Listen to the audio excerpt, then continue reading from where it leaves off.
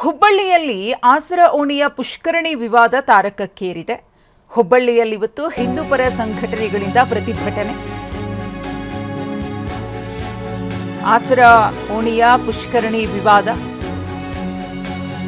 ಹಿಂದೂಪರ ಸಂಘಟನೆಗಳಿಂದ ಪ್ರತಿಭಟನೆ ಇವತ್ತು. ಹುಬ್ಬಳ್ಳಿ ಧಾರವಾಡ ಕಮಿಷನರೇಟ್ ವ್ಯಾಪ್ತಿಯಲ್ಲಿ ನಿಷೇಧಾಜ್ಞೆಯನ್ನು ಜಾರಿ ಮಾಡಲಾಗಿದೆ. ಮುಂಜಾಗ್ರತಾ ಕ್ರಮವಾಗಿ 1500ಕ್ಕೂ ಹೆಚ್ಚು ಪೊಲೀಸರನ್ನ ಭದ್ರತೆಗೋಸ್ಕರ ನಿಯೋಜನೆ ಕೂಡ ಮಾಡಲಾಗಿದೆ. ಪುಷ್ಕರಣಿ ಮೇಲೆ ರಸ್ತೆ ನಿರ್ಮಾಣಕ್ಕೆ ಹಿಂದೂ ಸಂಘಟನೆಗಳು ವಿರೋಧವನ್ನು ವ್ಯಕ್ತಪಡಿಸುತ್ತಿವೆ. ಅನಧಿಕೃತ ರಸ್ತೆ ಕಿತ್ತು ಹಾಕ್ತೇವೆ ಅಂತ ಹಿಂದೂ ಸಂಘಟನೆಗಳು ಆಕ್ರೋಶವನ್ನು ವ್ಯಕ್ತಪಡಿಸಿವೆ.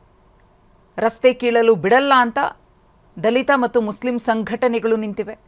ಪುರಾತನ ಕಾಲದ ಭವಾನಿ ಶಂಕರ ದೇವಾಲಯ ಪುಷ್ಕರಣಿ ಜಾಗವಿದೆ ಅಂತಿರೋ ಹಿಂದೂಪರ ಸಂಘಟನೆಗಳು ಆ ಜಾಗದಲ್ಲಿ ಪಾಲಿಕೆಯಿಂದ ಇದೇ ತಿಂಗಳು ರಸ್ತೆ ನಿರ್ಮಾಣ, ಇದನ್ನ ಖಂಡಿಸಿ ಇವತ್ತು ಪ್ರತಿಭಟನೆಗೆ ಹಿಂದೂಪರ ಸಂಘಟನೆಗಳು ಮುಂದಾಗಿವೆ.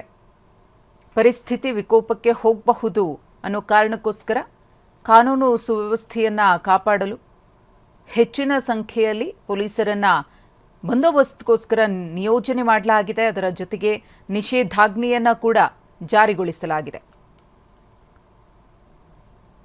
ಪುಷ್ಕರಣಿಯ ಮೇಲೆ ರಸ್ತೆ ನಿರ್ಮಾಣಕ್ಕೆ ಹಿಂದೂಪರ ಸಂಘಟನೆಗಳಿಂದ ತೀವ್ರ ವಿರೋಧ ವ್ಯಕ್ತವಾಗಿದೆ. ಅನಧಿಕೃತವಾಗಿ ರಸ್ತೆಯನ್ನು ನಿರ್ಮಾಣ ಮಾಡಲಾಗಿದೆ, ಅದನ್ನು ಕಿತ್ತು ಹಾಕ್ತೀವಿ ಅಂತ ಹೇಳಿ ಹಿಂದೂಪರ ಸಂಘಟನೆಗಳು ಹೋರಾಟಕ್ಕೆ ಧುಮುಕ್ತಾ ಇವೆ.